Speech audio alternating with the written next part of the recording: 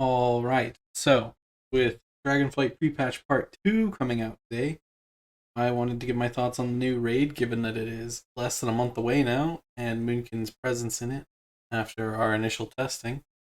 Keep in mind this is all going to be reliant on whatever tuning they do between today and the raid releasing, but given they've already done a bunch, I don't see that much more happening.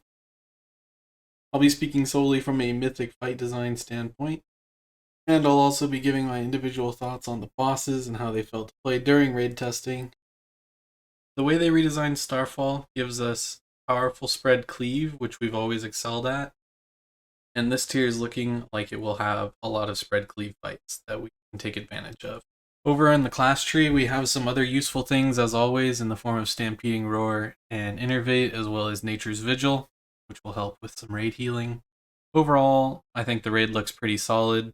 Worse than Castle Nathria, but it looks like Moonkin is going to be pretty strong in most of the fight. So let's get going.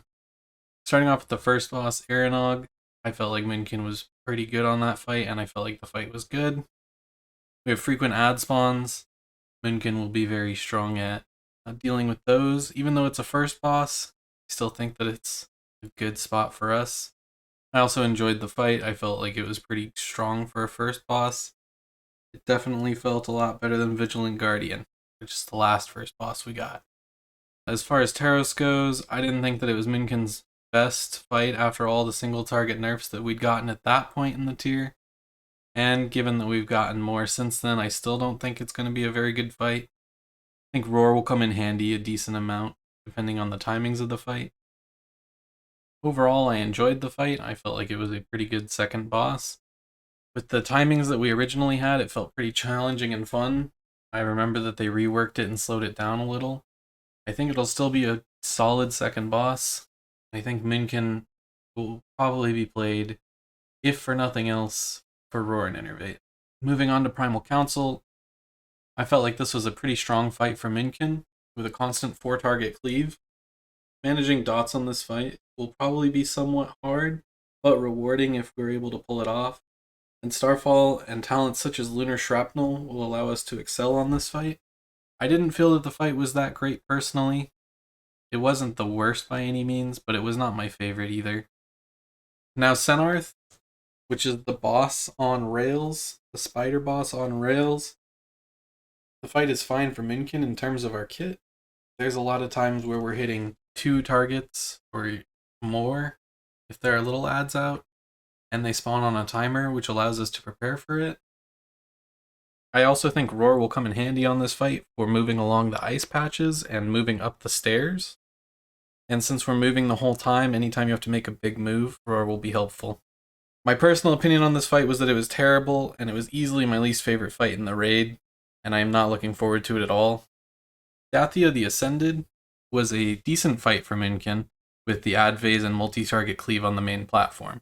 Roar will also come in handy on this fight for getting across the platform and getting into position to cross to the ads, and our added range will also help with this fight, allowing us to leave more room for the rest of the ranged, or the spread mechanics. I didn't really care for this fight personally.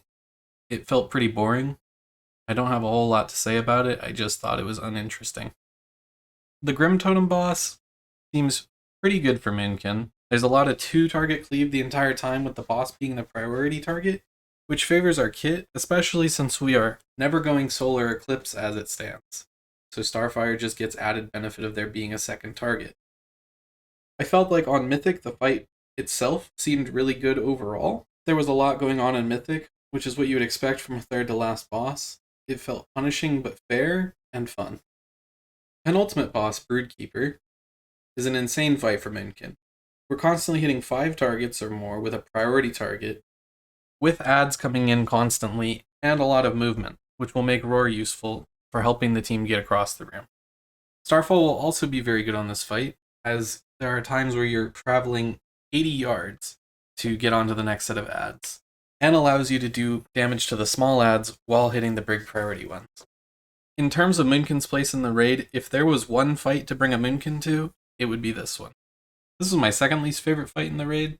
Despite Moonkin feeling exceptional on this fight, in terms of its kit, the fight itself felt pretty awful, because you're constantly running around the room, hitting ads, and never working on the boss. During testing, we had a 6-minute pull where the boss only got down to 82% while we were keeping the ads under control. For a penultimate boss, I think it feels pretty bad and isn't a fight that I'm looking forward to. On Twitter, I've seen people comparing it to SLG and KT from Castle Dathea and Sanctum of Domination. I don't think it's that bad of a fight, but I don't think it's a good fight. However, I am looking forward to having a spot on it. We didn't get to do any Raszageth testing, which is the final boss in the raid. By looking through the dungeon journal, the fight looks like it's okay for Moonkin. There are some ads, and whether or not we are strong on this fight will be dictated by the priority of killing these ads.